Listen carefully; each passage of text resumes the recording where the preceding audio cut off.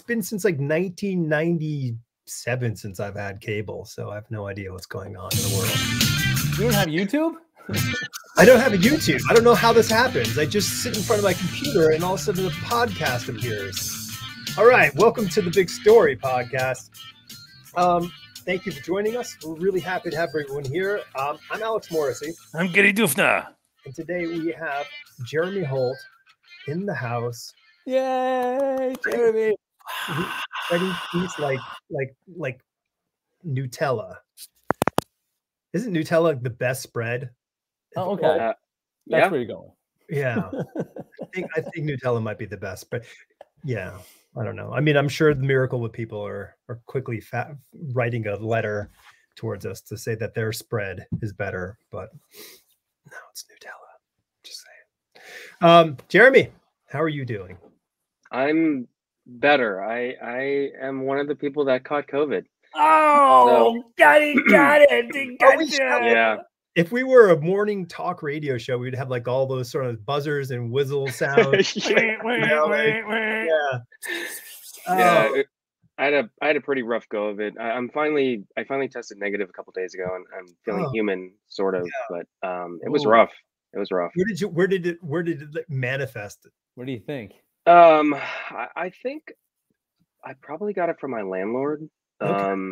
It's really the only place that I'm generally maskless. And I found out, I can't really pinpoint the timeline on when my landlord got it, but by the time I found out, I was already feeling symptoms, which I thought was like allergies.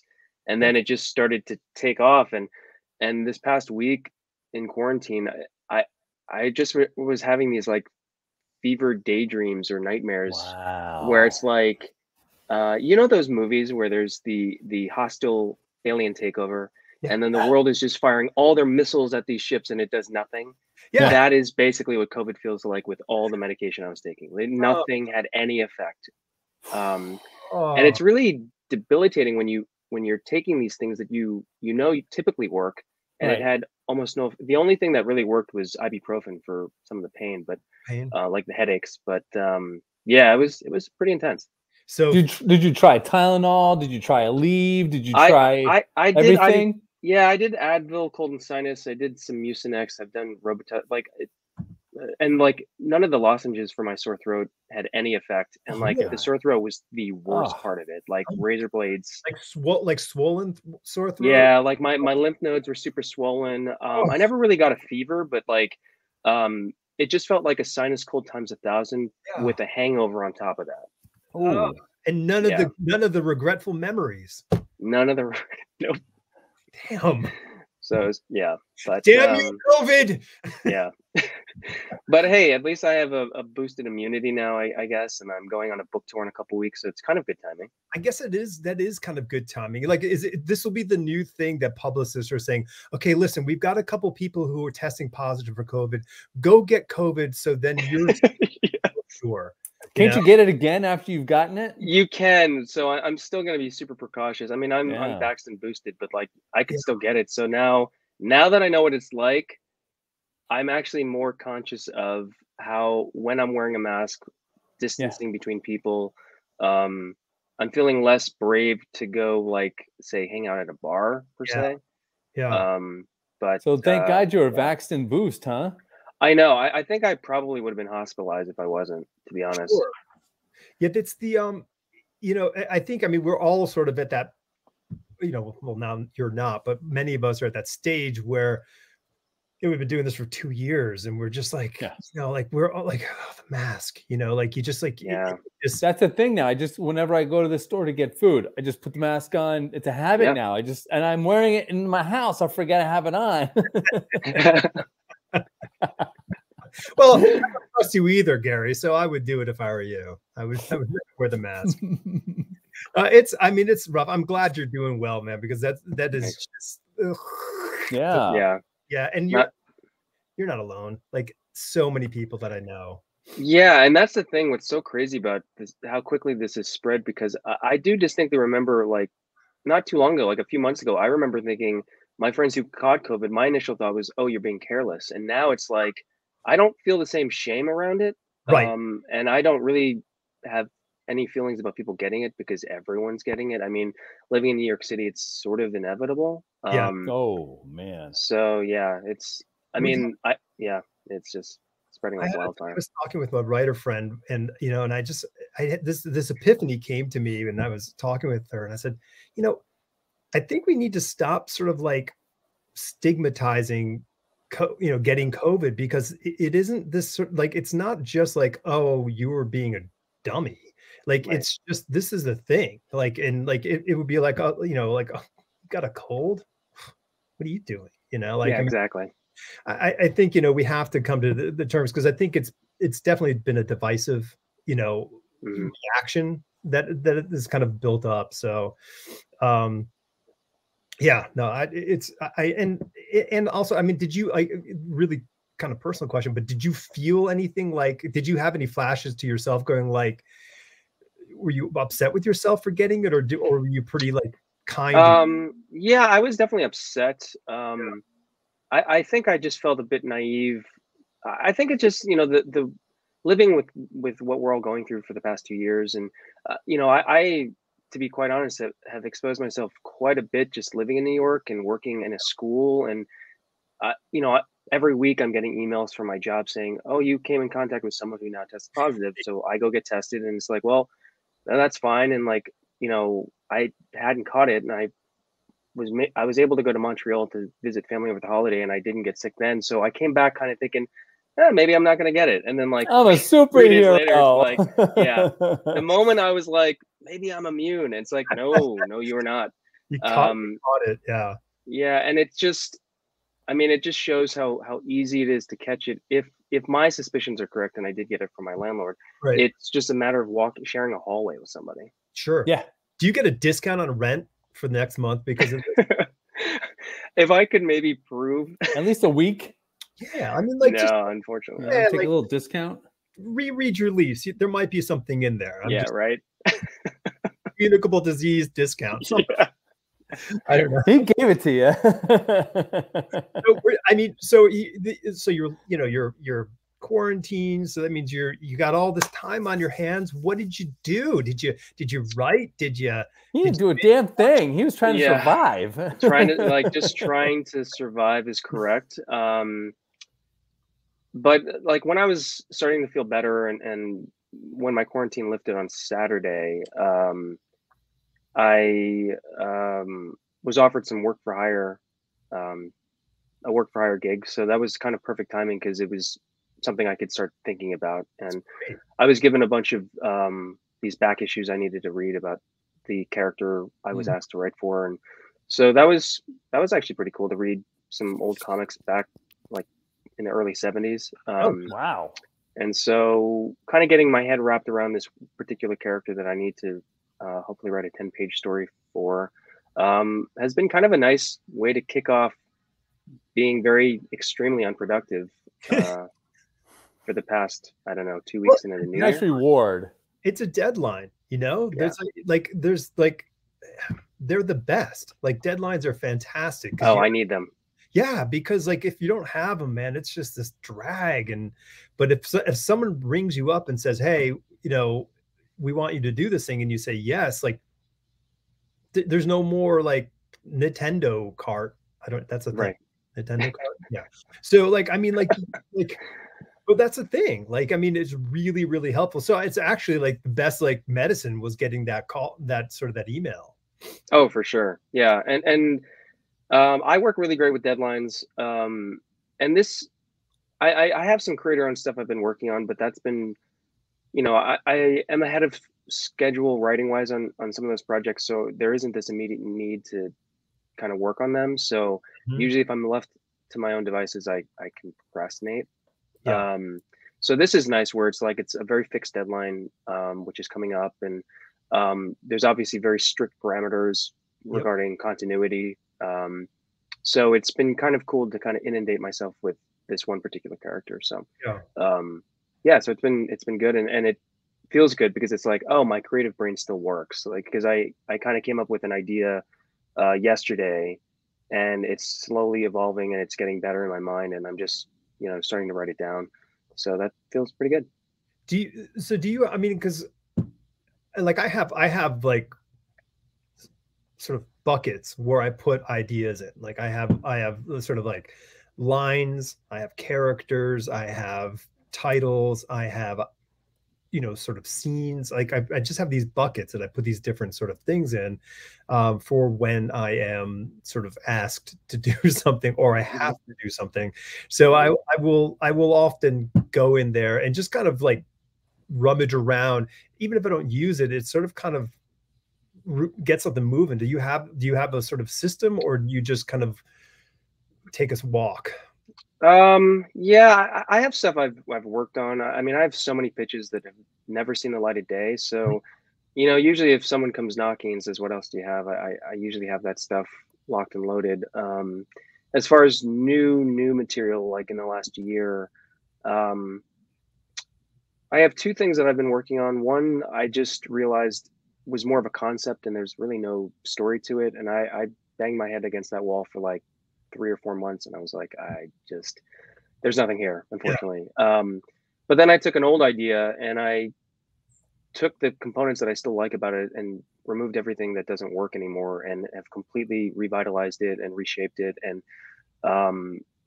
working on it with an artist, and that feels really good because it's actually a better idea now than it was when I conceived of it like 10 years ago. Okay. Well, you hope you're getting better, not worse. Let's go right there. But like with like using somebody else's property is a very different prospect of, you know, of creation, you know, for people who are creating indie comics, and haven't worked with a publisher on somebody else's IP. It's a very different approach because you're just not sort of like, hey, here's my idea for whatever, and then they, you know, it's a very contextual, you know, process where you have to really, it's like you have to create an argument like a lawyer, you know, okay, well, here's the scenario.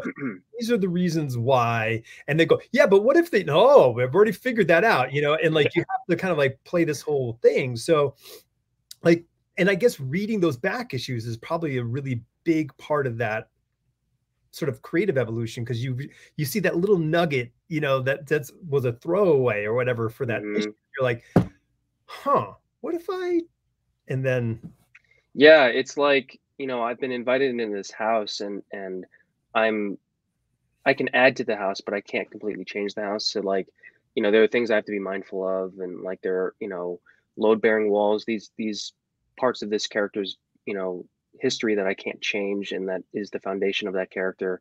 But you know, knowing the whole vast history of this, you know, house, I kind of can see where I can fit in my changes. And I do need to sort of make this argument with myself, like whatever I'm going to pitch, I need to be able to, you know, cross all my T's and dot my I's, where, you know I'm prepared for any questions regarding any continuity conflicts or, you know, motivations. And it's like, well, you know, I've got that all sort of figured out.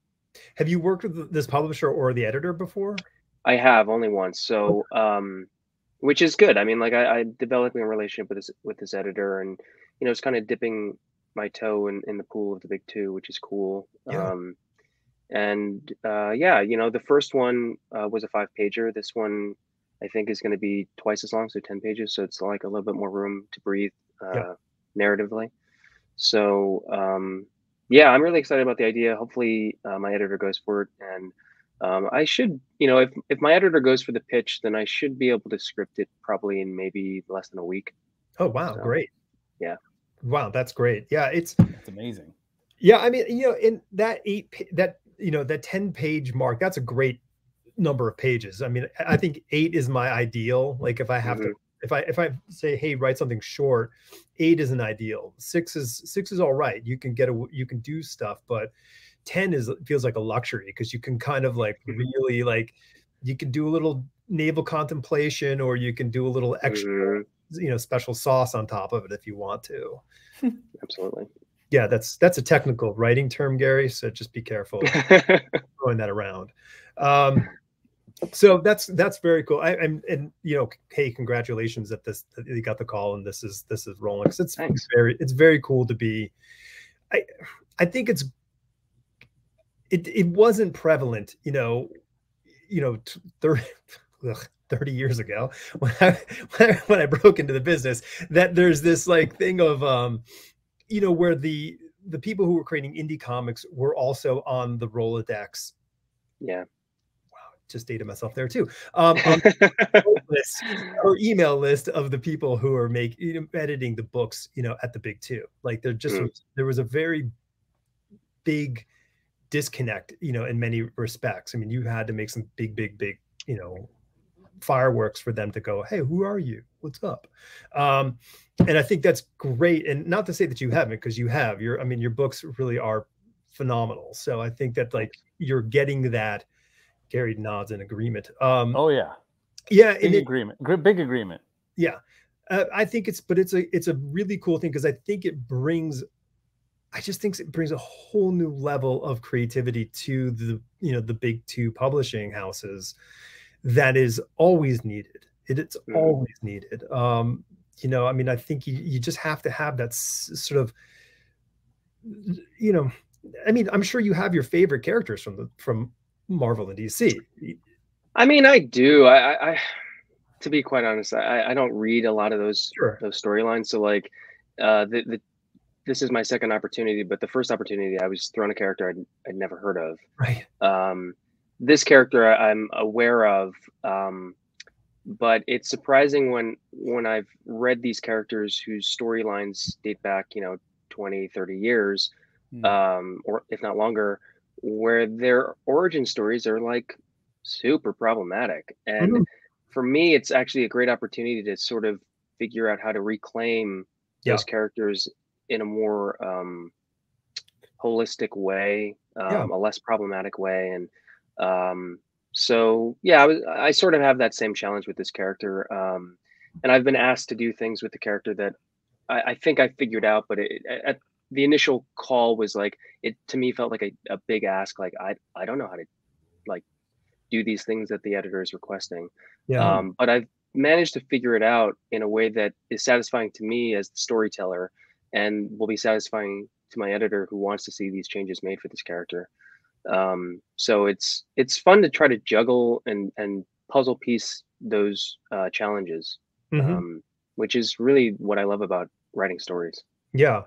Do you, I mean, because like, I mean, these, you know, ostensibly are short stories, you know, standalone sort of pieces, whether it's 22-page book or, you know, 5-page story, like these are short stories. Like, and how do you enter into it? Do you like go like, oh, like, let me think of a character or milieu, like what are the, do you approach it in a sort of a conceptual way of saying, I want to focus on, you know, that, or do you just say, I've got an idea or I've got a character, and you work from one or another? I think it's a bit of the latter, where it's like I definitely think of a character and a conflict.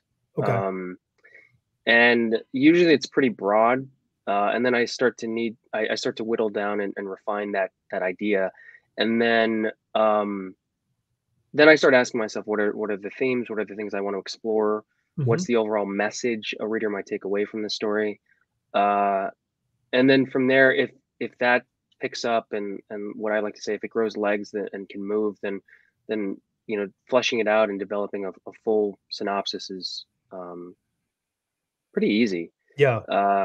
Just connecting those narrative threads and those dots. But sometimes the concept never sprouts legs and it just feels very stagnant, and I don't know what to do with it. Case in point, something I was developing last fall that I'm convinced right now there's nothing to it, and I'm just going to put it on that shelf, and maybe I'll figure it out later. But yeah, it usually starts with a character and a conflict. Yeah. I think that's relatively, I think that's common. I think often, you know, another maybe secondary one would be a theme. Some people have an idea of a theme and say, okay, I really want to explore this theme through the story. Like,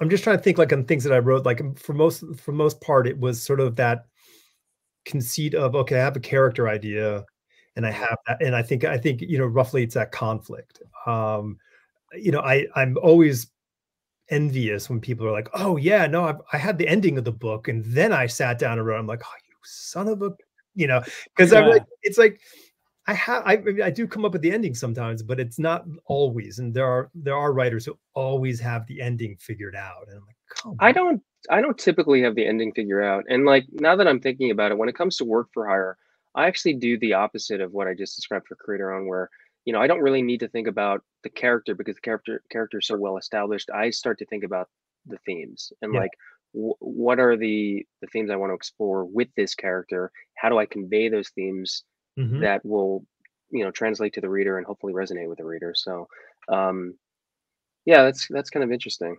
Yeah.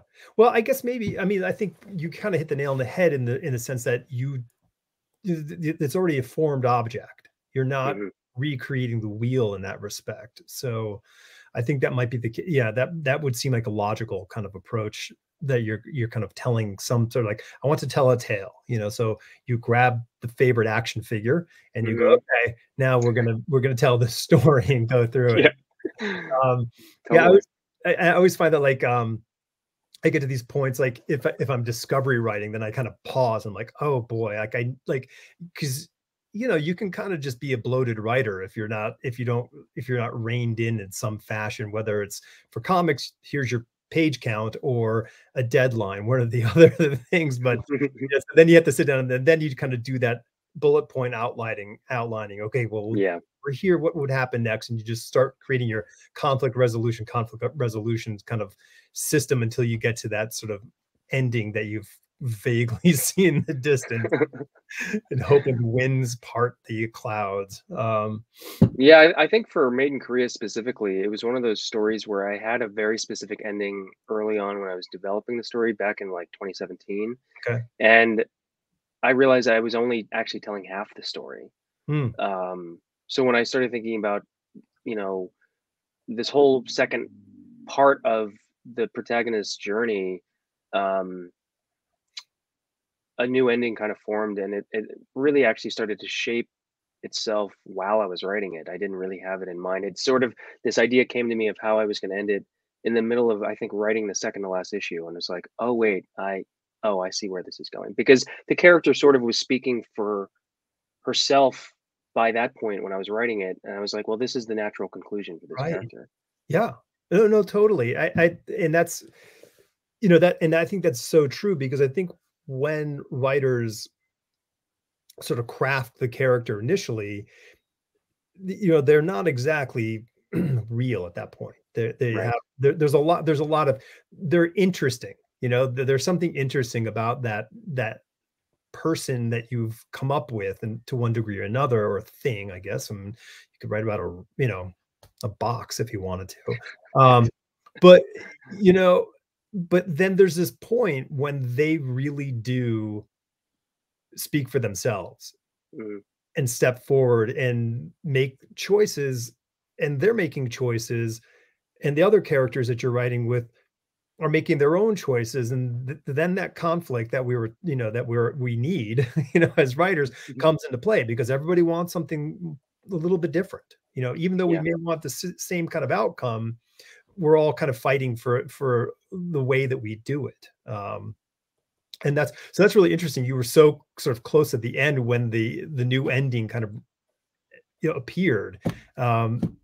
Was this a yay or a yay? Oh man, got to go back and. It was more of a yay. Like, I had a rough idea of where I wanted it to end, but how to get the character to that ending was the challenge. And this, figuring that out was that missing puzzle piece. Like, oh, I see the whole picture now. Yeah. Which was a relief, because when I was writing the second last issue, I was like, well, I've got one more issue to wrap this up, or I don't know what I'm doing and I'll need 3 more issues. Like, so. Yeah. It's a great book, man. It's so cool. We interviewed George recently. Oh, awesome. Yeah. And the artwork blows my mind. And the story is just, Gary tipped me off to the book early. He quickly, I was looking at it going, man, what is this? This is interesting, because it doesn't, like, the cover didn't look like your normal comic book, not Yeah. even. It looks like a novel comic, a novel cover. It doesn't even look like a comic book. So I was like, all right, let me give this thing a try, you know? Yeah. I open it up. I'm like, okay, is this all right? Listen, and it's Jeremy Holt. All right, let's give this thing a try. So I brought it home and I was like reading it, going, "This is fucking good." Thanks. Yeah, I mean, and I have like, to yeah. I have to give George credit for the design work because they're a graphic designer by trade. So I liked that we were thinking about the covers in a broader picture. Like we wanted like a consistency to it, and that's really my jam aesthetically. So yeah, looking at it now actually, and you describing it as like a novel cover, I totally see it now. Yes, that's pretty cool. I firmly agree that has that sort of same sensibility. And I mean, you just shared the trade paperback cover, right? Yes. Yeah, I gotta get that. Gorgeous. It's great, and once again, I mean, that has a very strong novel quality to it. So well, I think some of the people that like that movie They Live are going to be into it because of course that's on the cover, you know. Yeah, I mean, I've gotten that plenty, people asking me if that was the case, and I said that really kind of, to be honest, I described, I mean, the first issue cover was a concept that George and I debated for a very long time, and we'd come up with different ideas, and that whole cover went through its own evolution. So the final product was not really anything I specifically described as far as that They Live vibe motif. Yeah, sure. And I'm not even sure to this day if George has seen They Live. I don't know if that's seeped into their subconscious or they just are a huge fan of that film. I don't know. Legit. But yeah, but it is striking for sure. Yeah. It's got that propaganda feel. Yes. Well, yeah. Ding, ding, ding. Yeah. Obey. Yeah. You know? No, it's right. Shepherd Ferry shit going on. Yeah. You know? Well, so what to those people that are into fine art, not comic books, look up Shepherd Ferry. All right. Yes. People? Come on. Yeah. Amazing graffiti artist. Amazing. Oh, absolutely. Yeah. For sure. What was that movie? Something Exit Through the Gift Shop. Yeah. Yes. Yeah. That was about Banksy. Yeah, and Banksy and Shepherd. Banksy's apprentice or something like that. It wasn't actually about Banksy. Which about that story in its own right is just. Have you all heard about the most recent thing with Banksy, the girl with the balloon that went up for auction? No. So it sold at auction, and he put the original art in a custom-made frame that had a paper shredder in it. Right. As soon as it sold, I was like amazing. Oh, shredded. And the real, I mean, like the beautiful thing was that the shredder broke like halfway through, so it just is like half the piece, which I don't think was intentional. I bet you that he did that. He had like some a hard part in the back of the paper, so it wouldn't go through. Okay, because I just think that that's smart. Because to me, I think it's so much more beautiful. Yeah, and honestly, I think that I think they were trying to resell it as is, damaged, which with modern art, that you could say that was its intention, and that's what it's meant to be. Contemporary art. That is its intention. I think a mistake, so it's intentional. Yeah. Like, hey, you know what? I hear that the art store is selling these great new frames with shredders built in. Like, I mean, that's like that's not a random thing. You can put whatever you want, and if you get sick of it, just press the button. Just load a new piece in there. No, I mean that was such a moment. Yeah, you wonder about the people who were in the space at the time when that went down. Oh, I know. There must have been this fear flooding through the room. Half of them were like us, and the other half were like, "That's cool." Because I think that the initial reaction is you feel like you're watching money get shredded. Yes, that's what it is. Oh, for sure. Yeah, I mean, it is. That's the message. Is the value. It's it would be like here's your not $1 million idea, Jeremy. It's like getting a comic book printed on ink that is like fades quickly. Oh yeah. But it's like a limited edition comic, like that you write with Frank Miller drawing it, and it gets sealed up in a black bag, and then people buy it, and then you open it and it'll only be visible for that one read. You know, I heard about this liquor company that paid, I forget who the director is that worked on it, but they shot a short film starring John Malkovich, and Okay. it's been locked away, sealed, and it will not be viewed for 100 years. Oh, So, What? and it was like a full production. I think it's maybe like a 20 or 30-minute film, I think, but everybody that's part of it will be dead by the time it's viewed. But And it's like, that's kind of incredible. so wait, but maybe like I'm you know, this is my years in the, you know, in the design industry coming out.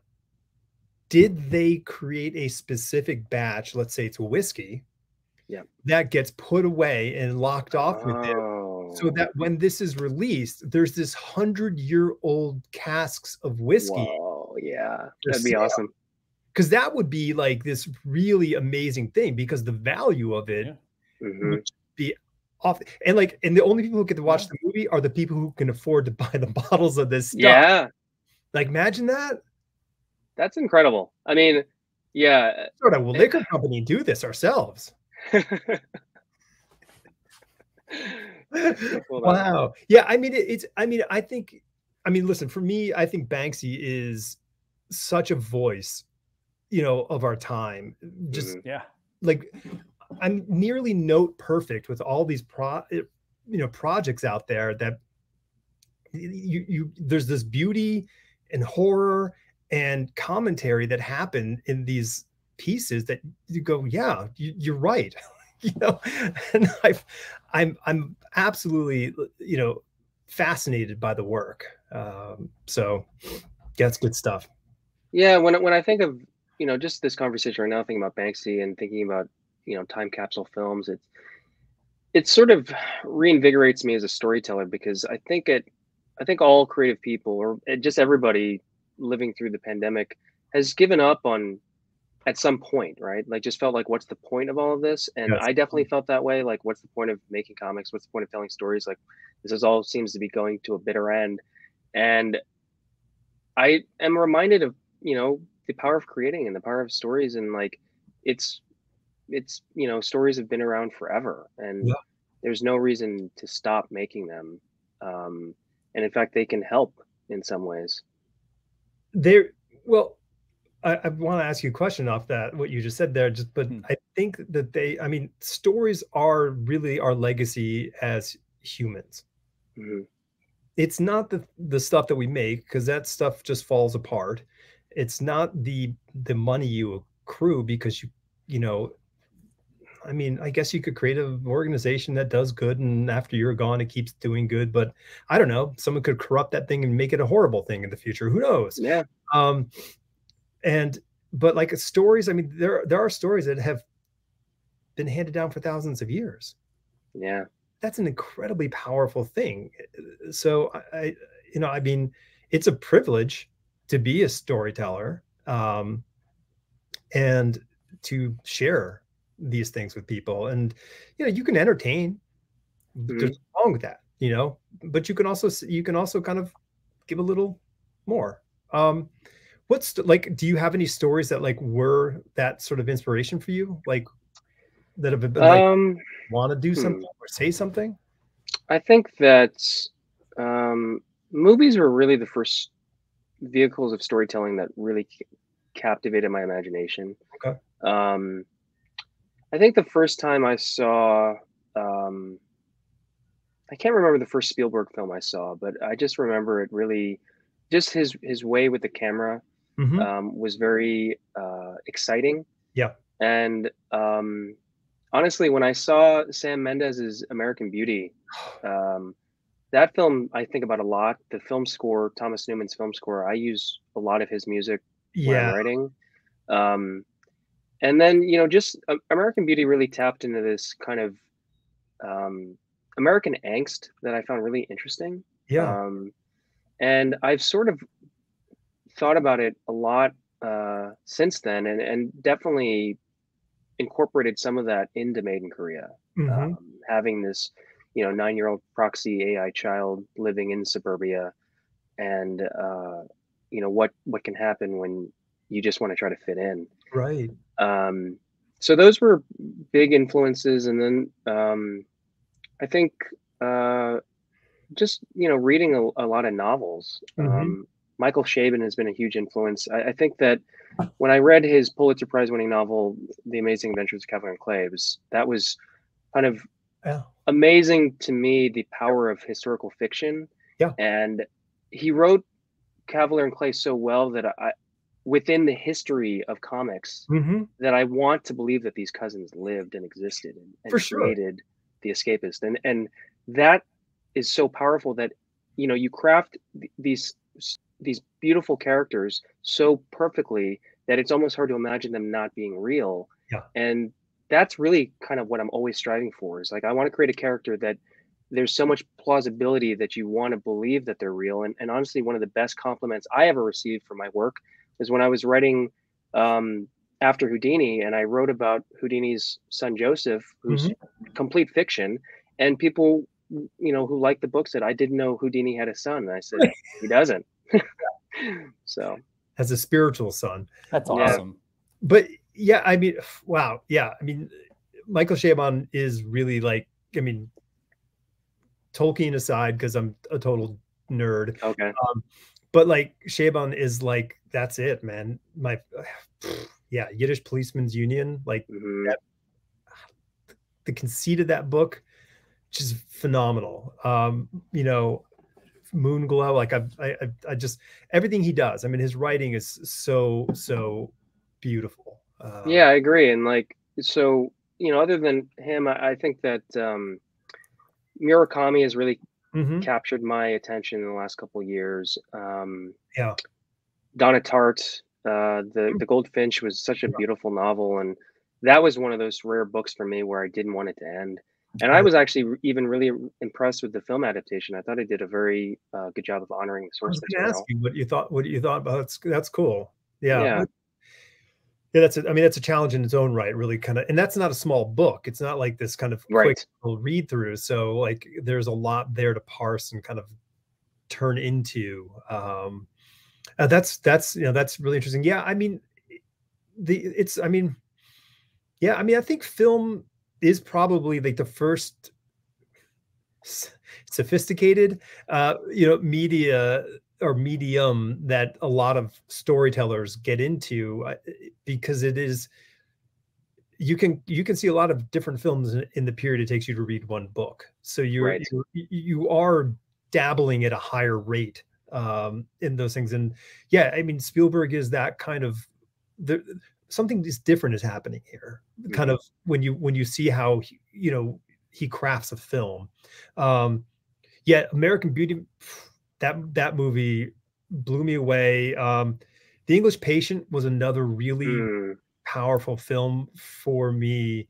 And I wasn't young. I mean, I was probably 30-ish, around that point when maybe, I don't know. I don't know when it came out, but that is one of my absolute, probably before 30, but that was a go-to film for me. Oh, that's awesome. Yeah, I mean, when I went to film school, one of the books that I loved the most was In the Blink of an Eye by Walter Murch, and Mm, he edited The English Patient, and yeah, he edited The Conversation. Like these really, important that's such a films. good movie. Yeah, and it's like, to me, what I love about movies, I've been able to basically take with me into my comic book work, and Mhm. I didn't really think about it in those terms until the first comic I ever got published was Southern Dog through Action Lab, and a friend of mine who I went to film school with, who still actually works in the industry, uh, he told me that he thought that I had gotten the furthest than anybody we knew in the film program, and I was like, "What are you talking about? I'm not even working in film." And he said, "No, Right. no, like this comic book is it. Like you wrote a script, you directed it, Yeah. you shot it, you produced it, you Yep. Yeah. edited it. Like that is it's a proof of concept for a perfect movie." Yeah. And so I think about that a lot because I get to sort of tell these cinematic stories, and I'm not beholden to a budget necessarily. Like I'm Okay. not thinking about, oh, I need to get this financing to then make this thing and then hopefully have distribution. Like, it's a bit more streamlined in comics. There are teams involved, obviously, and if anybody in my team falls short for any reason, or if life gets in the way, then the whole thing stalls, which that happens. But generally speaking, it's sort of limitless as far as the scope. I could tell these grand stories with these amazing sets and these amazing locations and Yep. all this action, and Yep. it's really just up to me and my co-creator to make it happen. Do you? So here's a question about the idea of budget, because we don't live in a vacuum anymore of comic creation where it's like I'm making a comic and then it comes out in November and that's the only time it's ever seen, unless you're so lucky that it gets collected into a trade paperback. Like the 98, 99% of all comics ever made are never reprinted. It's just one and done. So, but we live in a time and create all these works now with this secondary thought that we can't avoid, when we're making them, to say like, well, what if this became a TV show? What if this became a movie? So is there any sort of like tail wagging the dog kind of thought process in your creation that do you entertain that, or do you just go, nope, I need to tell the story I need to tell? Or I mean, that's a very good question. I think that initially I want to just tell a comic book story. Like that's the medium I'm going with, and that's what I'm focused on. Yeah. But I think just the type of stories that I end up developing and pitching, and the ones that do get published, I'm trying to produce something that is meaningful to me, but also has mass appeal. Yeah. And I think just, the byproduct of that is that it tends to be, adaptable. Just in the nature that I create these stories, and I think of them like films or TV shows, to be quite honest. So it's not a far stretch that, some of those things find a second life. But it's never really my intent. But I'm also honestly, like, the reality is that's for comic book creators, that's where the money is. Well, sure. Yeah. Like, in the 90s, it used to be your book sold, 300,000 copies, 500,000 copies. And that's where you made your money. I lived off of royalties, because if you weren't working on a regular basis, but if you were on a book that sold well, you made money. It was a really, interesting time. And those times, that's not this time anymore. It's a much smaller number. There's a much wider, it's like cable. There's so many more channels now. So you can really find stories that are interesting. But, there's only a couple channels, there's an ESPN, Batman. And there's a Fox News, that's the X-Men, and you get them, and those get great ratings, and you get big numbers there. But it's a really interesting time but there's a respectability to the creators who are making, well, here's what I found. Quiet, Siri. There's a respectability in some sense with the the creators that, what we consider the more advanced medias like television and film are saying, well, hey, we're really interested in what you came up with. Better for worse, we'll see. Time will tell. I mean, made in Korea, definitely it's got that vibe, like I could see that as a series. Like it would be like an HBO kind of one of those beautiful things. Yeah, I mean, I definitely see it as, at the very least, I'd love to see it as like a limited series, like an 8-episode one and done kind of thing. I see the power in those shows that go that very confident route of just being like Watchmen on HBO was an amazing adaptation of the source material. And I think that, it's a testament to Damon Lindelof, who wanted a writer's room that was diverse, and he's openly said the best ideas in that show came from a person of color or a woman in the writer's room, and that he would only be willing to sort of pass that torch forward if it was one of those two people that wanted to take it on. And it doesn't need more than that. And I like shows that go on for, X amount of seasons, because, I love those characters. But I think that there's something, a bit more powerful and poignant if you just know exactly what you want and know exactly what you're doing, and it's like, this is what I'm setting out to do, and I'm done, and that's it. Yeah, and let's equate it to, to the balance beam, in the Olympics. You could do all that beautiful, fancy, flippity-do stuff up there, but you're judged on the landing. Like that Ooh, yeah. makes and breaks the best balance beam, you know. That's a great analogy. I haven't thought of it that way. The landing So, is really where it's at. and it really is like, so for like when you're doing a series, regardless of what it is, whether it's a film series, television series, or comic book series, or book series for that matter. Ugh, sorry, I'm I'm writing a book series, so that just made me think like I gotta make that book good.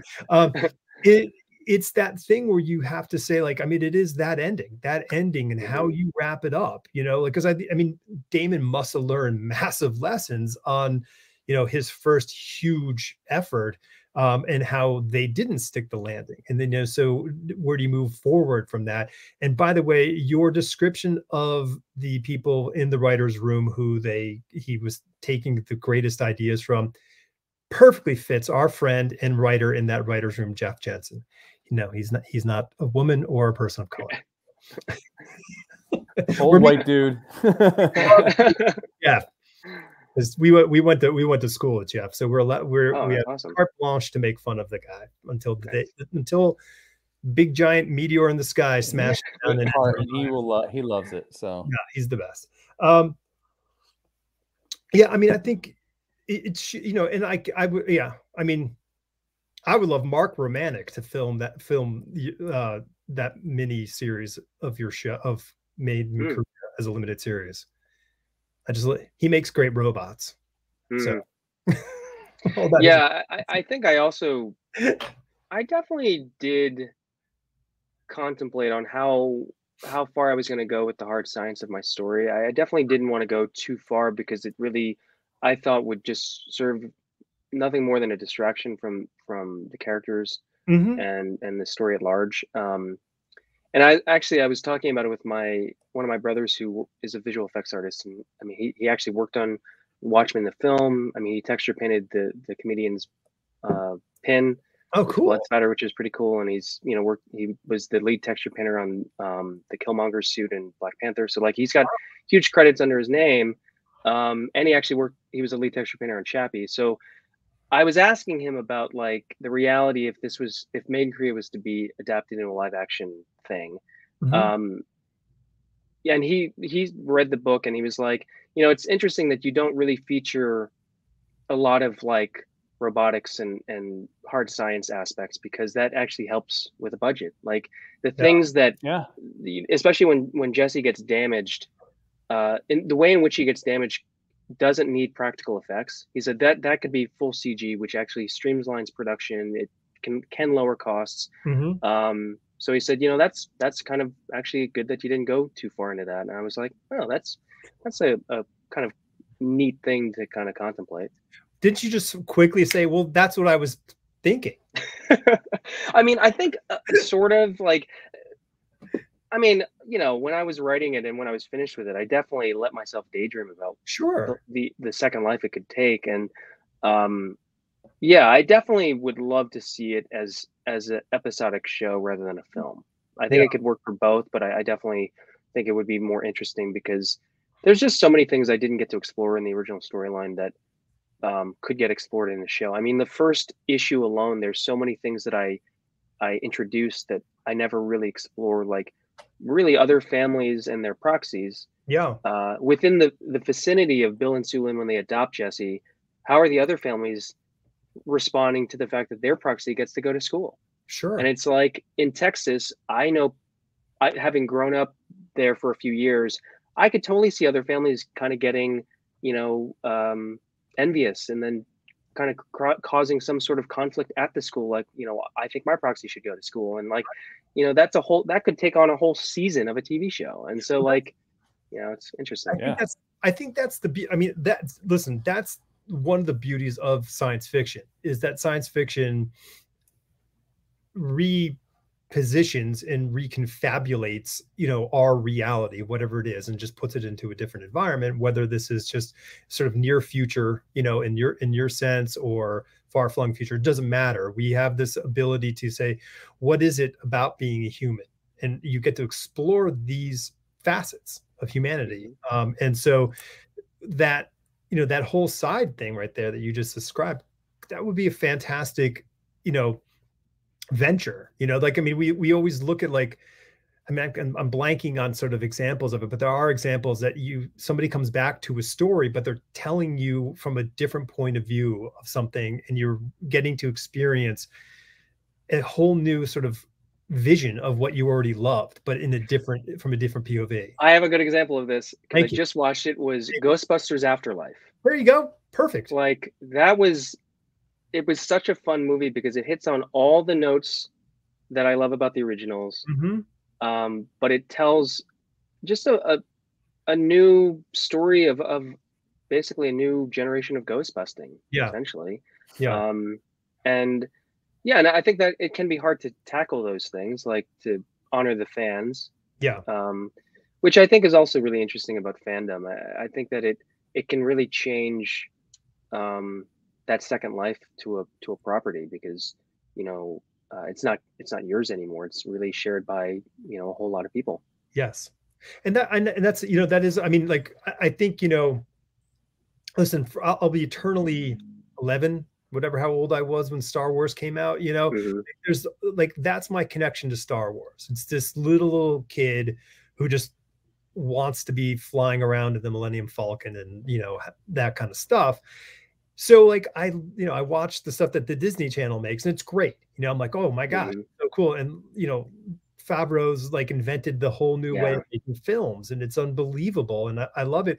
But it's also like, it's not for me. Like, they're not making it for me. They're doing a huge fan service-y kind of thing, but it is focused for that 11-year-olds still. Like, you know, like, keep making that 11-year-old wow stuff. And people like me are going to come back to it regardless, because we're hoping to see the Millennium Falcon or something, you know, in the back. Like what JJ did in the first reboot of the Star Wars, or whatever, you know, when they go running by the Millennium Falcon, they don't focus on it, you know, so you know, it's kind of cool, rather than sort of they went to the Millennium Falcon and we're, you know. So you don't feel as connected to, say, something like The Mandalorian? Does it just not feel like your Star Wars? I find The Mandalorian to be probably one of my favorite things. I'm not feeling it with the Book of Boba Fett as much as I want, which, as I made a really dumb graphic the other day, what did I call it? Dances with Banthas. That's so funny. So, because you saw the one where he's caressing it. Yeah. Well, the whole thing is Dances with Wolves, that were pretty much, you know, mixed with sort of like what would have been like the fourth, you know, movie in the Yojimbo cycle, you know what I mean? Like, where he finally becomes like the gang leader, you know, that would have been like, had Kurosawa done the fourth film, you know, with Mifune, and like he becomes the bad guy at the end. That would have been really cool. But yeah, I mean, I definitely feel like connected with The Mandalorian. I didn't feel as connected to Rogue Squadron in a sense, because I have a very strong sort of storytelling issues with the idea of like, in my humble opinion, Darth Vader is the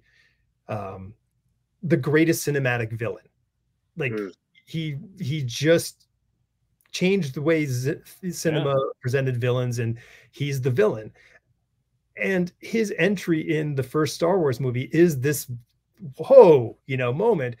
But then they finish off Rogue One with that scene. Well, what's interesting though about Rogue One is that ending to Rogue One, to be honest, for me, like, you know, I was obviously too young to see the original trilogy in the theater, but you would be the best looking human being in the world if that was the case.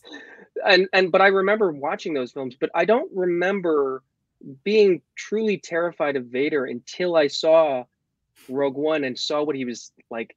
There was just a more aggressiveness to the way they filmed that last sequence of him. Agreed. And I was like, whoa, like, I now get it. I now get why he is so scary. And it was just interesting that it didn't really come through in the original films for me. But yeah, I mean, I guess I'm missing that context too. Like, to see a villain like that, and then to realize his connection to the protagonist was also probably, you know, very new to an audience. I mean, and I mean, you know, unfortunately, like, you know, the three prequel films, you know, below the ultimate, you know, that epic line from, you know, Empire Strikes Back of, you know, I am your father, you know, like spoilers, you know, like, you know, like what having three movies with Anakin Skywalker I becoming know. Darth Vader kind of kills that really emotional line, Mhm. which means you can't watch any of these movies in a cinematic chronological order. You have to watch them, you know, in order that they were released versus episode 1, 2, 3, 4, Right. because as a viewer you need to still have, like, it'd be better to have those surprises happen to you, Mhm. like, be, you know, an 8-year-old kid now and going, you're like, oh, you're probably, yeah, we know that, we saw that 3 movies ago, you know, like Mhm. it would be like boring, you know. It's So true. yeah, so not sure why we're talking about all this. So like what movies, like for you, like when you were, because you said you went to film school, so clearly films were the you know, the thing for you. So what were the films when you were young that locked you in? I think, I mean, I wasn't watching films growing up in any like, you know, the way I Critical? was viewing them as an adult, but like, Right. you know, the ones that stick in my brain are definitely. I mean, I was watching some R-rated movies when I wasn't supposed to, so like the RoboCop films really Totally. stick in my brain. Total Recall. I guess, you know, Verhoeven stuff. It was very. Did you write your names down every so often? Jeremy Verhoeven. Is that Princess Bride was introduced to Oh me from my yeah. older sister, which was a big influence. And uh, yeah, it wasn't until like high school that I started watching films and kind of deconstructing them. Um, and the one that I really loved, and I really couldn't explain why I loved it so much because nobody I knew wanted to watch it with me, was Doctor Strangelove. Oh, interesting. And I'm not even going to say I'm a huge Kubrick fan, to be honest, but something about that movie, and I think I was just so drawn to Peter Sellers as an actor. Yeah. And, you know, I first saw him in the Pink Panther films, which Mhm. are still some of the funniest films I've ever seen. Have you watched the old movies with Sellers? Like they're these, you know, the sort of black, like he was in the original Lady Killers. I haven't. I need to go back and watch some of those. I Ye- did watch his last film that he made before he There, passed, which was Almost There, which was, almost there. Yeah, to me, it was almost like the prototype to Forrest Gump. At least yeah, that's what I just found it a really interesting movie. And a friend of mine said it was her all-time favorite movie. And I was like, I've never heard of this movie. Like what? yeah. Um, but I think that his performance is really what captivated me with Doctor Strangelove. But and then I just sort of like my favorite filmmakers, I would say, are Darren Aronofsky. Like when Nice. I saw Requiem for a Dream, oof, that Jeez. scarred me. That scarred me.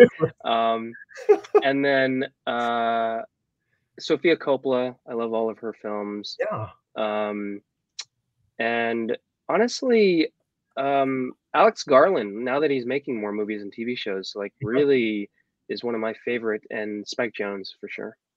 Man, Spike is not making enough films, in my I opinion, know. because of just, yeah. I mean, Three Kings. That's it. No, that's not him. Mm. He starred in Three Kings. I'm I'm sorry. He sorry. produced it. Well, like her and like What was it? why am I blanking on all these movies? Well, no, I mean, like, well, I mean, well, John Malkovich is, of course, Yeah, yeah, you know, yep. the Tour de Force one, but Hmm. and I just watched his Kenzie ad over like Oh, the other like I will go on YouTube, like Spike Lee hunts or Spike Jones hunts. I'm like, I gotta find hmm, whatever he did, because his ability to mix sort of like digital effects and, you know, with practical stuff is really unparalleled. It's yeah. beautiful. I like to think the Beastie Boys are responsible for all of it, but Oh, that's yeah, totally. I mean, just the fact that I'm pretty sure he got to start making music he did. videos, and it's like really, it's cool to see that progression of his career and his Mhm. artistic voice. Um, but yeah, those are the filmmakers that really kind of stand out to me. Um, and yeah, I'm blanking on one other one, but Who's that? I can't remember her name. Who did Lady Bird? oh, Oh, I love her. I know. Oh my God. Greta Gerwig. Yeah, yeah. Yeah. Lady Bird it might be just a perfect movie. It is so I good. loved it. And then when I saw Little Women, which to be Yes. honest, I never saw the original films. I never read the book, but her version of it, it Mhm. was actually the only movie in the last like 15 years that I went back to see in the theater. I went to see it 3 times. Like, Wow. yeah, something about Joe Marsh and like her wanting to write a novel was Uh-huh. so to me she captures that drive that writers have to just no one's saying you're going to do this, no one's saying you're going to succeed, and yet Right. you still you're compelled to do it anyway. That Nobody was asks just really you to inspiring. That's the thing. Nobody asks you to sit down and spend ungodly hours, Hmm. writing and rewriting the stuff. No one's asking you to do that. Yeah. And Saoirse Ronan, I think, is Oh yeah. just so good. So good. And yeah, I've seen probably most of Greta's work, in the theaters because it's just, you know, it, I'm not the age, demo for those Right. movies, but they just ring so well. They're Yeah. great.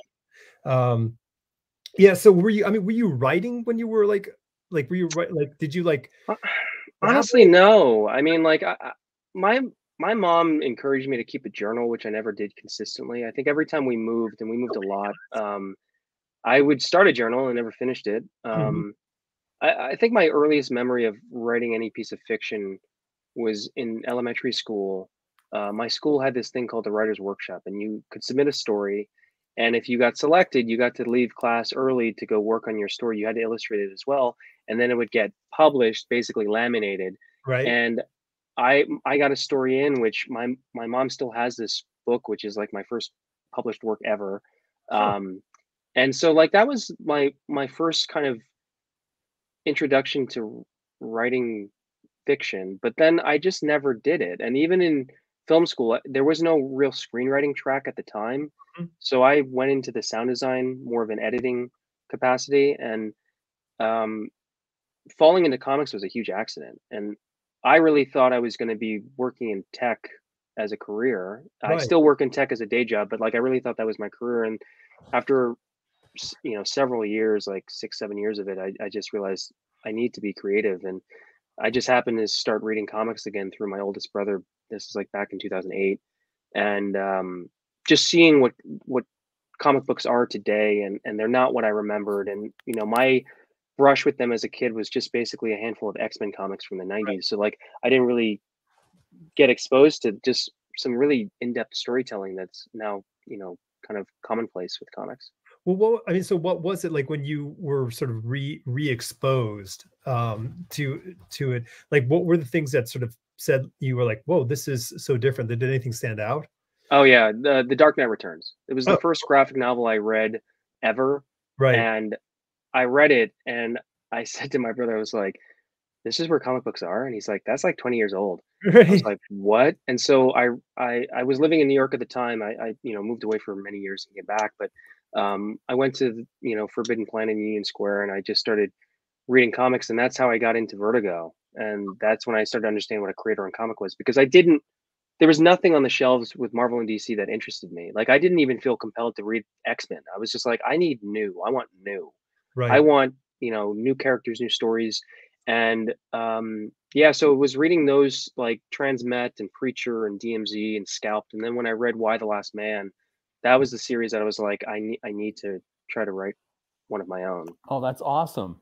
Yeah, and so it's kind of amazing now because the trade paperback in made in Korea, I was able to get a quote from Brian K. Vaughan, which has been printed on the That's cover. So it's like awesome. kind of That's full circle. phenomenal. That's so kind of full I circle. love the series on Netflix, or what is it, Oh Hulu? I'm not yeah, oh sure. Hulu, it It's was so Hulu. good. So good. I feel like it tried to go in too many directions that were not part of the comic too Yeah. early on in the show, because it really picks up speed near the end, and it's Yeah. the ending that I was like, this is what I've been waiting for in this show. It hit all the marks that I loved about the comic, and now it's been canceled, and it's like, okay. Yeah, I was like, "What? Cancel? This is good. I'm into it." I want it. Yeah. I want more. It's almost like The Walking Dead. Mhm. You know, it's got that feel to it, and I'm like, oh, I want more.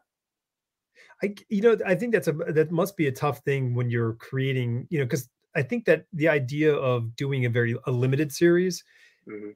is a pretty new concept for a television production company. While before these were shows of perpetuity. Let's just keep these things going forever until people stop watching. Right. Versus, how do we get to that landing? And I think that's where and that show probably would have benefited had they started maybe a year or two later, when the idea of this limited sort of run, hey, we're doing 4 seasons and that's it. Mhm.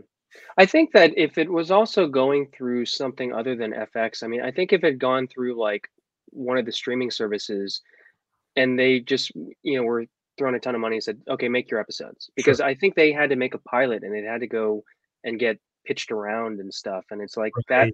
that model is going away, which I'm glad, because I just don't see how we can depend on TV executives to make these decisions for the viewers to be like, oh, like as if they know what we want to watch. Um, so yeah, and part of me really, if Main Korea ever gets adapted, a part of me would like to see it as limited series because it takes that pressure off of having to sustain something that is unsustainable. Yeah, and I heard an interesting discussion about um, pilots. Is that the pilot is so tonally different from the series, because what the writers consciously tried to do is show the extremes Hmm. of the main characters in this pilot, so the executives know, okay, how violent will this show be? How funny will this show be? How sexy will this show be? They need to show how far it will go in all those directions, so they can go, all right, well, this like we'll never be, be offending anybody past these points. All right, we're comfortable there, versus, you know, I don't think there was a pilot for Better Call Saul, Right. because, well, I guess there was a whole series, but Yeah. but they're just telling the story to an end, Hmm. Hmm. hopefully whenever it comes back. Uh, Yeah, I needed to come back because that's actually the only thing I watched while I was quarantined. it's I, such a I, good show. it's so I will admit that the cliffhangers for the episodes aren't super strong. They seem to Mm, end very abruptly, but um, yeah, I mean, to your point, I think a while ago, several years ago, I stopped writing pitches in the sense of, I used to just do 6 to 8 pages of completed art for the pitch, right. and I stopped doing that years ago because I found myself being forced into this corner of trying to feature so much in a Hmm. small amount of time, and the stuff I was featuring wasn't entirely important to the overall story. It was just to get eyes on these art pages. Yeah. And I stopped doing that, and I started doing complete issues. So like I would, George was one of the, rare co-creators who was willing to do a full issue as a pitch, so to speak, Wow. because I don't What want a to gift. bend to, that editor who's looking for this, you know, sexy pitch. I want them to see where the potential, um, and I want to pace it the way I want to pace it. I don't want to be forced to pace it in this truncated 6 to 8 page pitch. Yeah.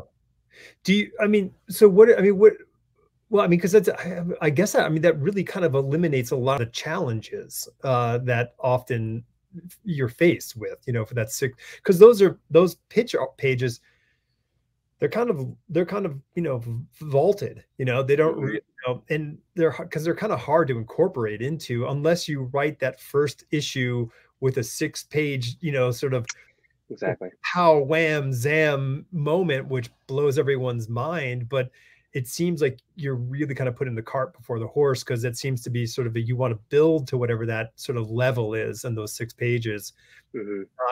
not in book one. Yeah, exactly.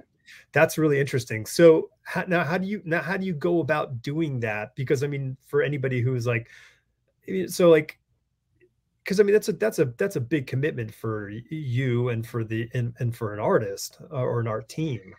Yeah, I mean, I've only been able to do it twice, to be honest. Like George Yeah. is the second co-creator. The other was Alex Diotto, who we've done 2 books together, and um, our book, Skip to the End, was one of those instances where I wasn't going to try to truncate the pitch, and Alex was willing to do a full issue. Mhm.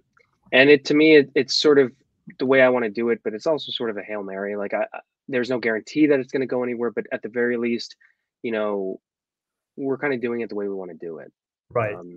And both books took years to finally get the green light. Like Okay. both those books, I was convinced were going to just live in the pitch graveyard.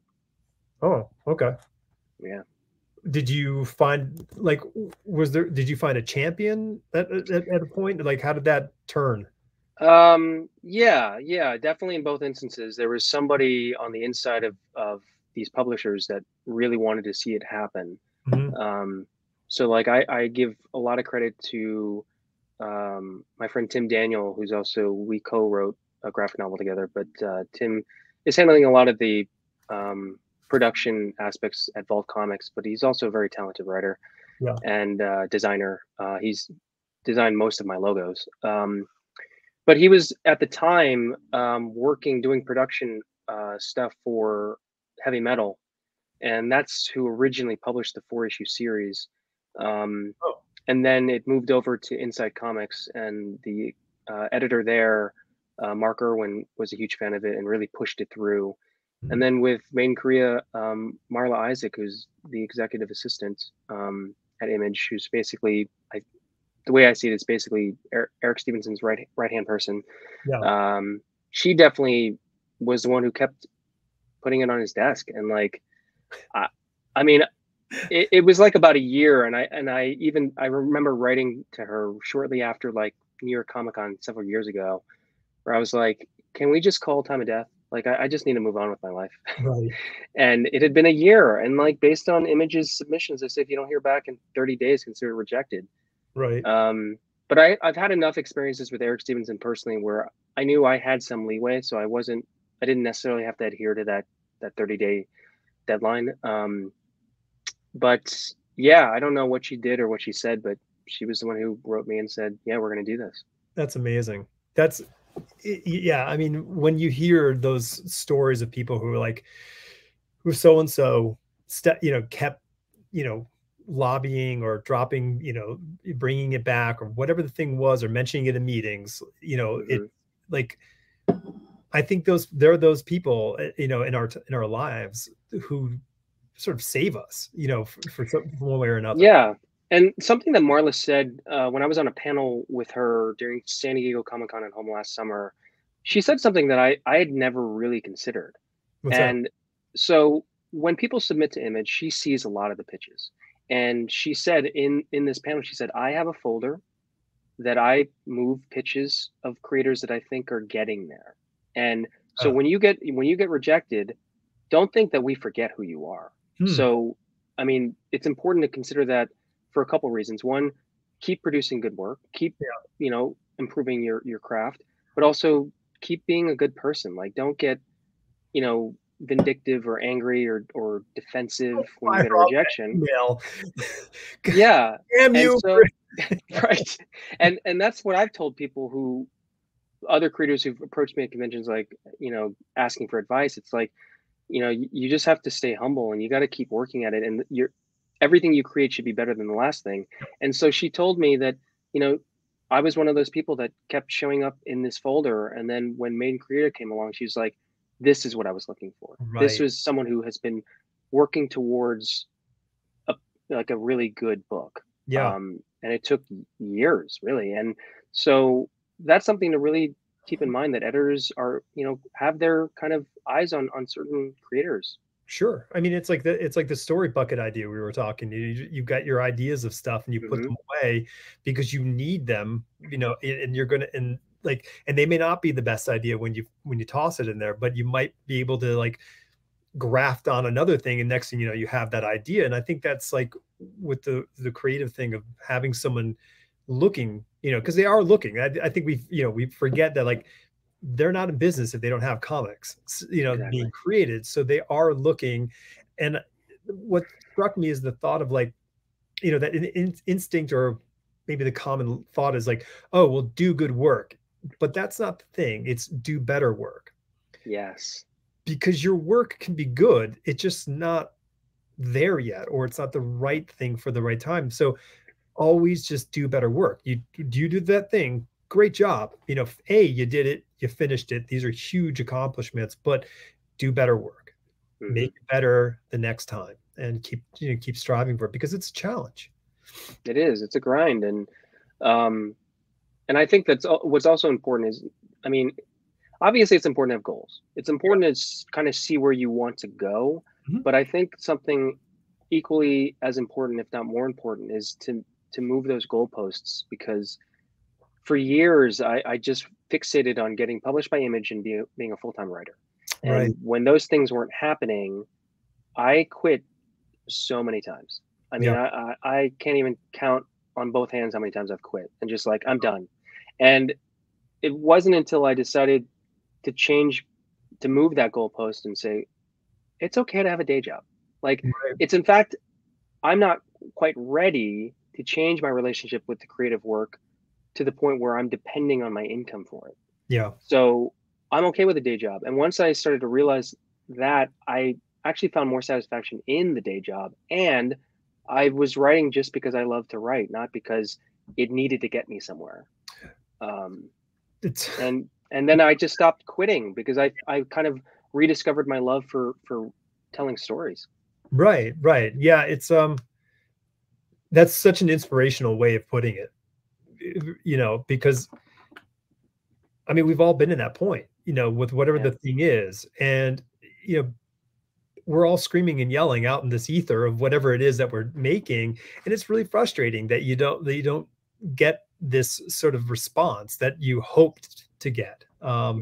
Because you certainly don't need it. You shouldn't need it, because if that's going to really change your relationship with whatever you're creating, is if you need that feedback. Um, but that's super, super strong. But that doesn't say, you're not saying you don't have the goal of sustaining yourself, you know, with as a writer, because that is the dream, Hmm. for anybody who's making something, to make the thing and make that the thing that's, putting food on the table all week, all the time. Do you feel Yeah, you're getting closer to that? I definitely think so. I mean, I knew once I got a book through Image, certain doors that have long been locked to me Yeah. have now opened. So, I mean, just in the year that the whole series came out, and like leading into this year, like there are opportunities that have come my way that never happened in over 10 years. Like I'm doing work at the big two, which I sort of never really anticipated or even wanted, because I was so fixated on this one thing.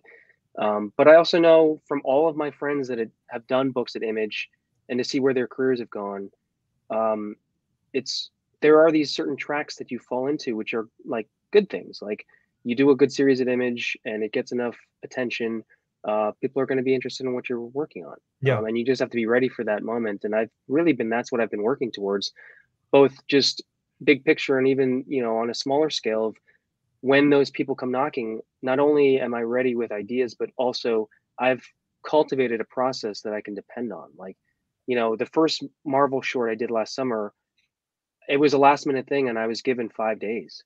Like, Oh, wow. just in Okay. 5 days. We need a pitch and a completed script in 5 days. And I was in the middle of moving from Vermont to Brooklyn. So I Okay. was like, I don't know how I'm going to do this, but I knew my process. I was like, if the editor goes for my idea, I can literally script this in 3 hours. Right.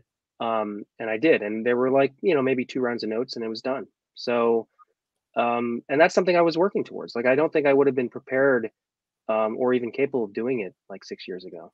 Yeah. What do you think the major challenges that you have, I guess, addressed in your process and your approach to it and your relationship to it, have made the difference for you? Like, I think just understanding how I formulate ideas, and how huh? I the process at which I craft them. Um, but as far as like work for hire stuff, it's just having a process, like outlining is huge for me. That's where my creative lifting is.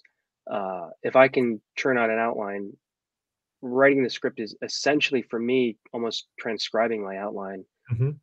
And things will change naturally as I'm writing them, but I've created a process where I'm inadvertently editing along the way. So by the time I submit a script, it's essentially been edited at least 3 times by myself, which was something I had to figure out because I hate to edit, and I'm not even a good editor. Like I'm bad at proofing.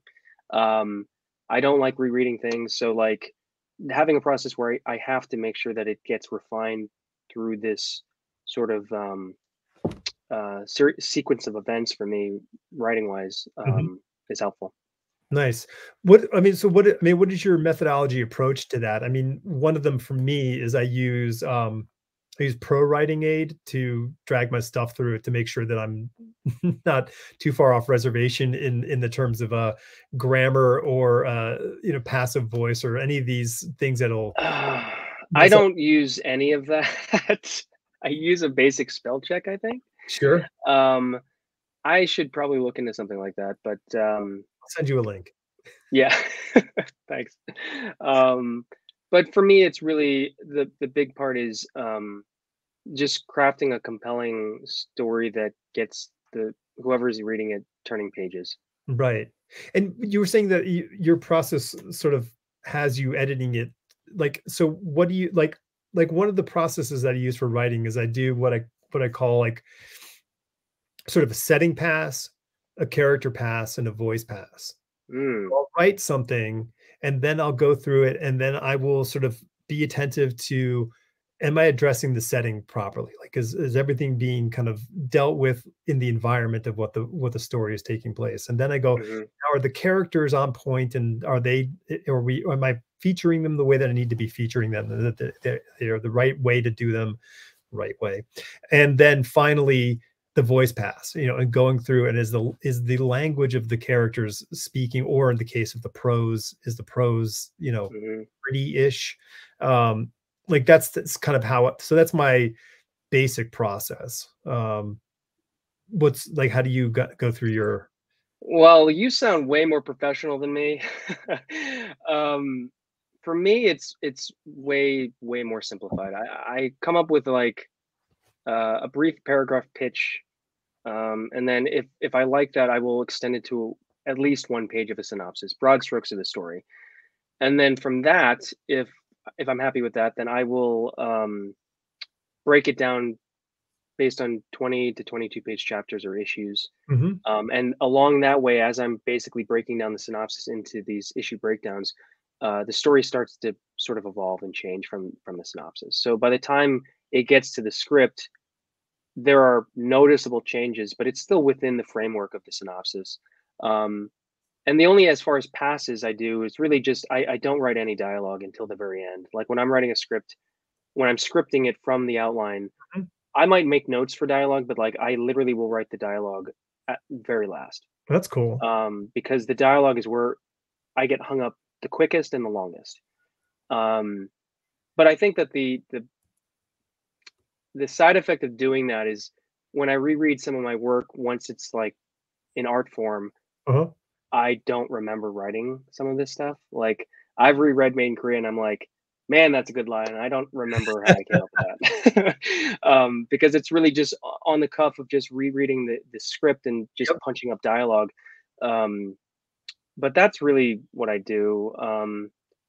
And I think that with how many movies I've watched, it definitely has influenced me because I- I've been I've been approached by people outside of comics to they've encouraged me to try to write, a pilot script or a screenplay, to try to move into the film TV space, Mhm. which I have interest in doing. It's never really anything I set out to do, but um, the thing that's been a huge deterrent was I just was like, I don't really understand the 3 act structure, and I'm just too lazy to go and research all that stuff right now because there's so many more comics I want to tell. Sure. And there was a graphic novel I did back in 2019 called Virtually Yours, which is a romantic comedy set in New York City, and I love rom-com, so it was a lot of fun to write.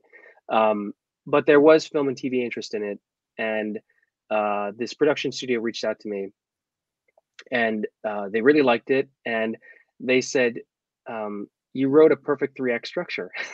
I was like, "Are you sure?" Yeah. Like, Okay. And I was like, wow, have I watched so many movies that I just kind of subconsciously know how these things are supposed to Yes, move along narratively? I said, Yes. yes, maybe.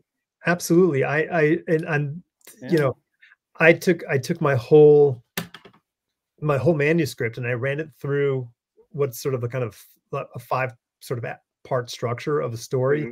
It's a 3-act structure, but there are these things, intervals that happen in between the first and the third and the, so you can get these points, and it's just happen at the 25% point of your thing, the 50%, yada yada yada. So I go through my thing and I went to those pages, and those moments were happening, in this, 150,000 word book, and I go, Amazing. okay, so that work, it does work if you feel it, like if you are, Hmm. 'cause when you're writing the story, you kind of get that sense of like, okay, something needs to happen, like we need to get to that thing, and that, that's the next thing. And so while you may not have that sort of, I don't really feel confident with the third act or 3-act structure, you know it, like I mean, because you're putting them into each issue, like they're there, Hmm.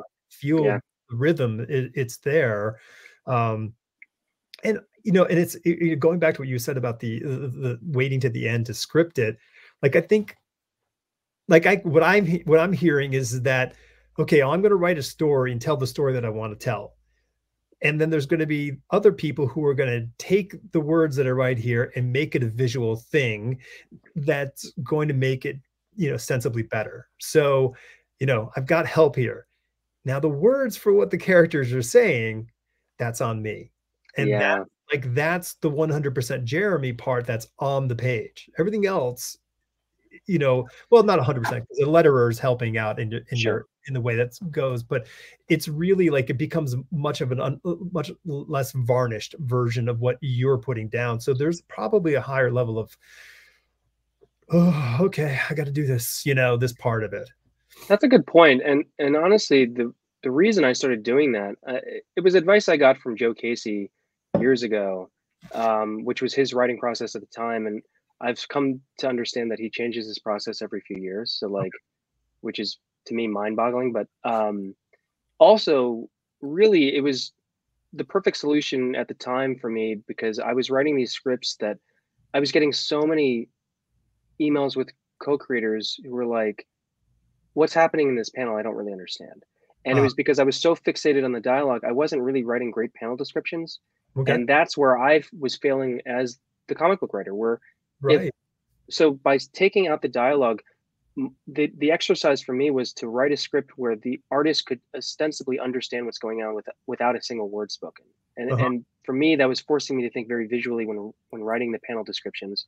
So I was taking out all the guesswork for the artist, Yeah.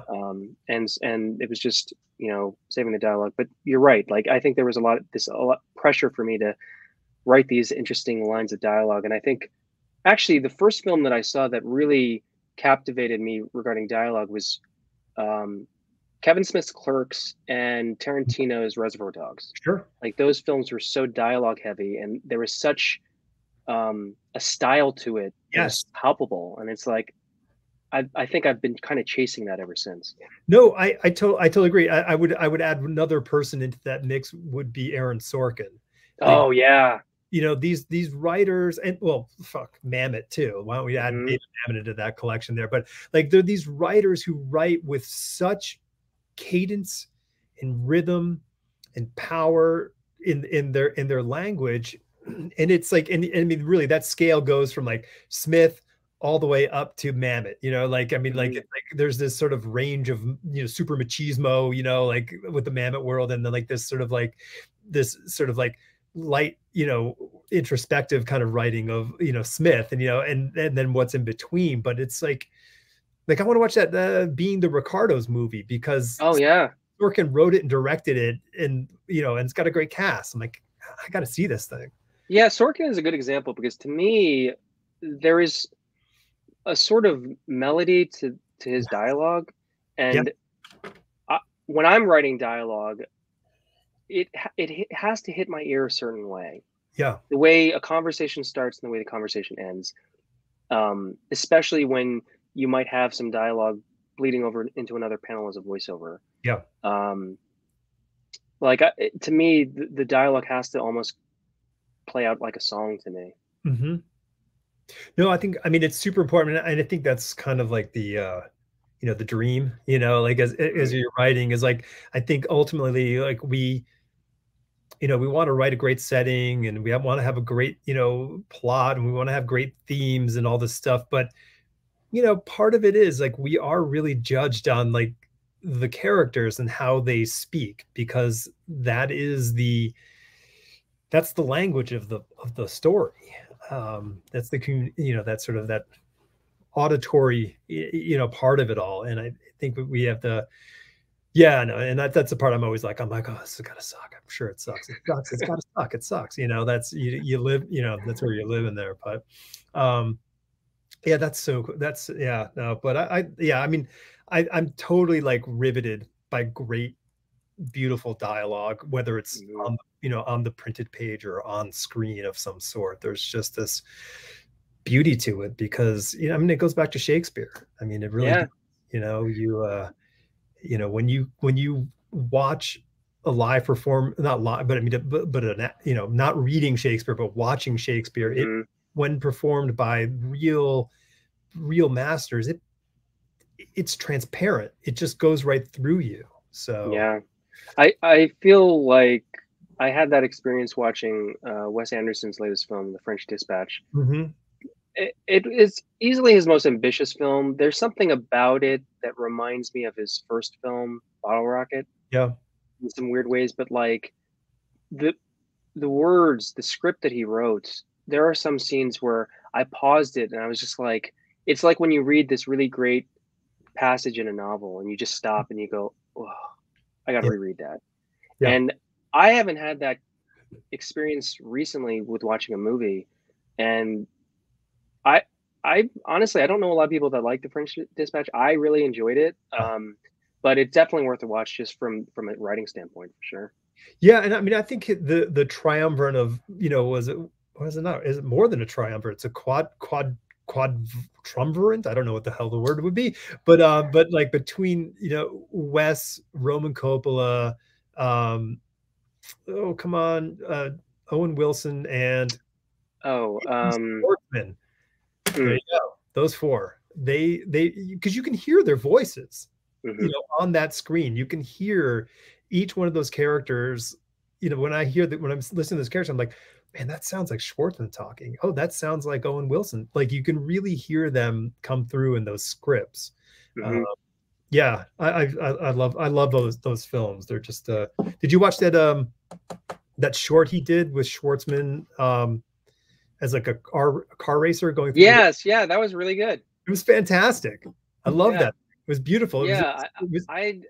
His films, like, to me, like he and I'd say like Guillermo del Toro, they really create these worlds that are just so enchanting and you just want to get lost in. And you know, I had this really great fortune of going to Milan many summers ago, and I went to this Bar Luce that he had designed, and to just spend Toro or sorry, Wes Anderson. Okay. So like it's like stepping into Wes Anderson's brain, and he designed a cafe that was a cafe by day and a bar by night, where he's like, you know, you work all day and then you enjoy a cocktail in the evening. And I spent like 3 days there just outlining a novel I was working on, and I was just like, it was just magical, and it was cool to be in this tangible space, and you know, his fingerprints were all over it, like just the way it was designed, laid out, everything, every small detail was his. And it's just like, it's amazing that filmmakers or storytellers or creatives can eventually get to that point where they're creating something that's entirely their own, and it's their signature and it's no one else's. Well, I think, you know, you mentioned Chabon early, you know, in our talk, and I think what's interesting is that to me, he is a speculative fiction writer because he's creating a world, but it's a world just slightly off to one side. So he has space to make something different in the world, you know, like, so rather than there being Israel, there's a Sitka island in Alaska. That's the Holy Land. You know, so like he does these little shifts. And I think like what you were saying about Wes Anderson, you know, and Guillermo del Toro, is that both of those people do the exact same thing, where there's a speculative fictional world that they're creating, which, you know, it's not Jacques Cousteau, it's Steve Zissou. Yeah. You know, and so you live in this different world, and you get to, you know, so who God, the French director who did like Amelie and Micmacs. Oh yeah. Same Same kind of thing. You're like, you're in this, like, you're just in the shifted world of these creators where you're like, oh, I want to live here, I want to be in this, you know. And I think that's, you know, I mean, I think that's like, I don't know, for me, that's kind of like that gold brass ring, you know, kind of thing for when you're creating a product, you know, whether it's a, you know, a comic or a book or whatever the thing is, that like, can the reader feel like I'm in a world and I want to be in this world?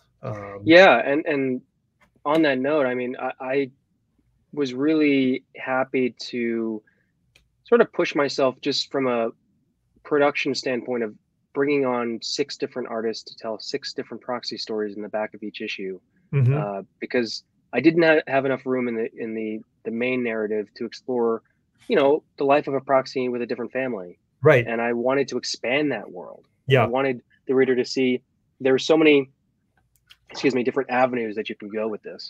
Yeah. Like this, yeah. I mean, they're totally cool to have to do that.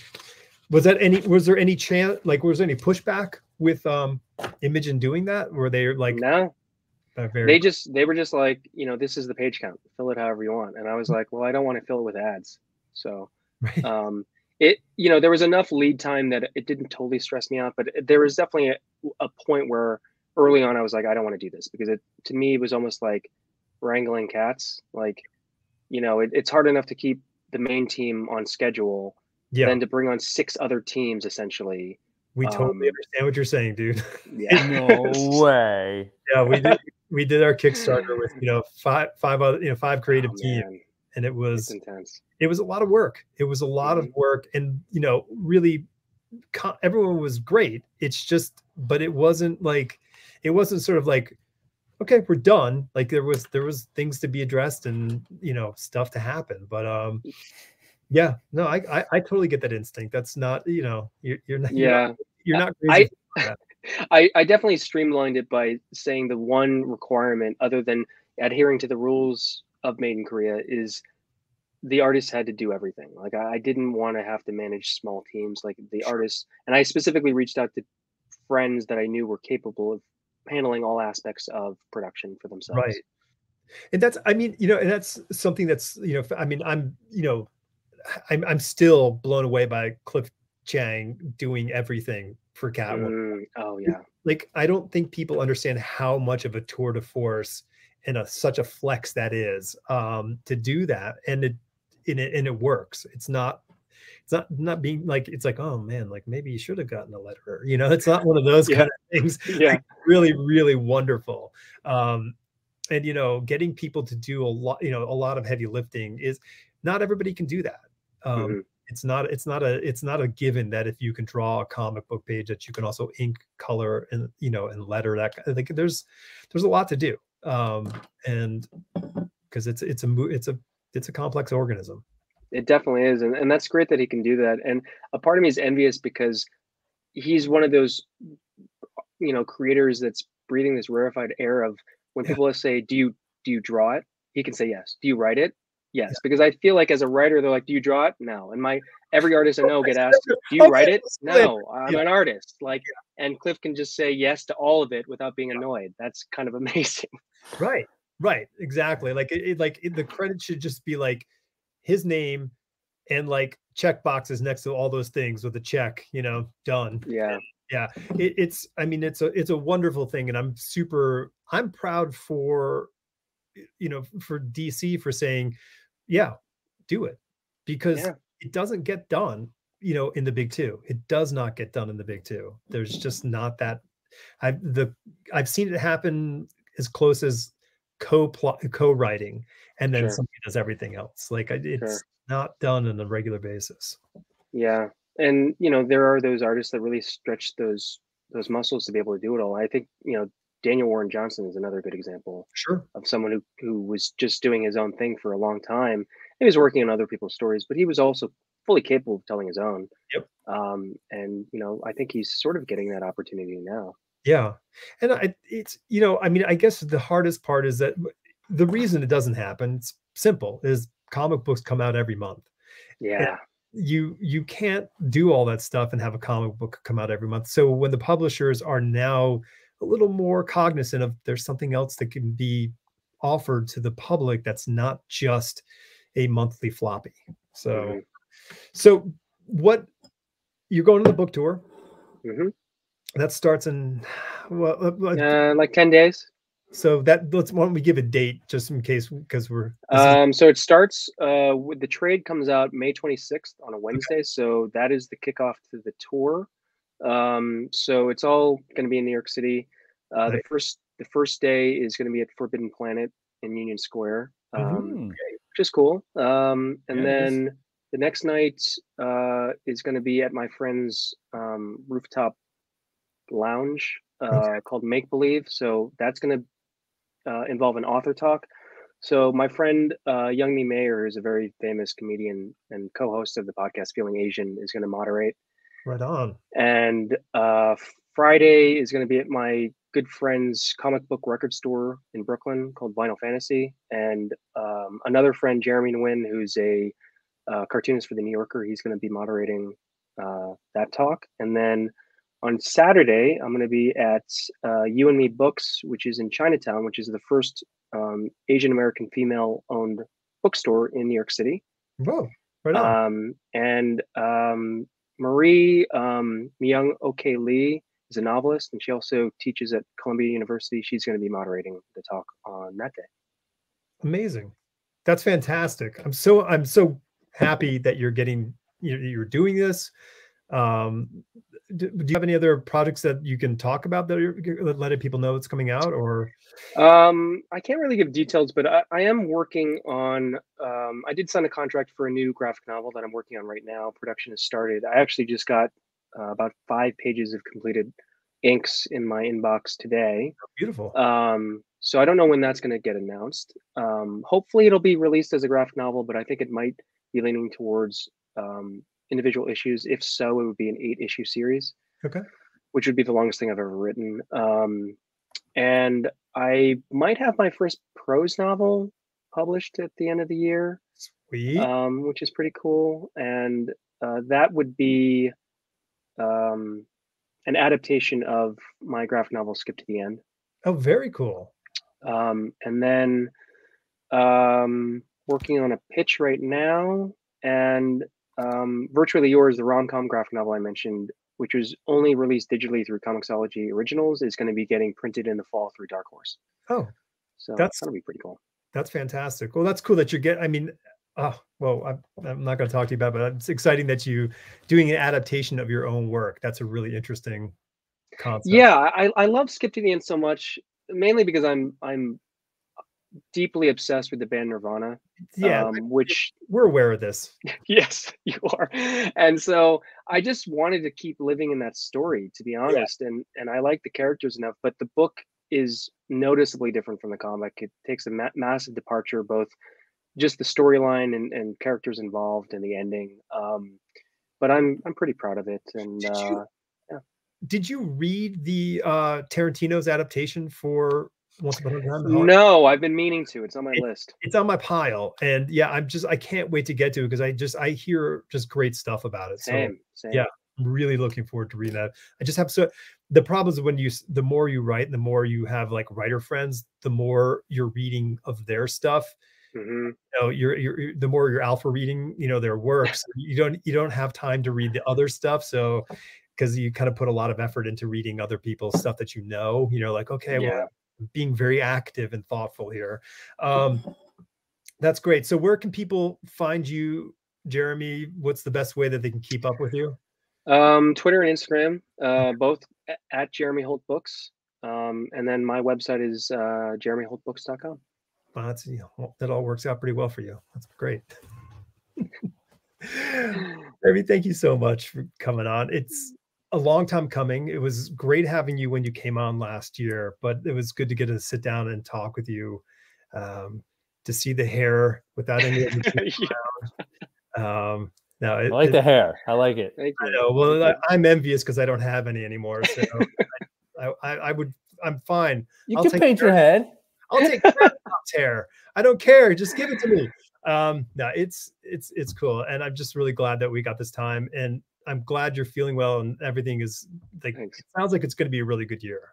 Yeah, I think it's going to be possibly better than last year, which is exciting. We'll keep our fingers crossed. We'll hold you to that. So the whole world is waiting on. I'm waiting for Made in Korea to be on Netflix or Hulu or HBO. Anyone. Hopefully, right. Fingers crossed. Yeah, thank you all for tuning in. Hunt Jeremy down wherever you can. It's worth it. And we'll see you next week. See you.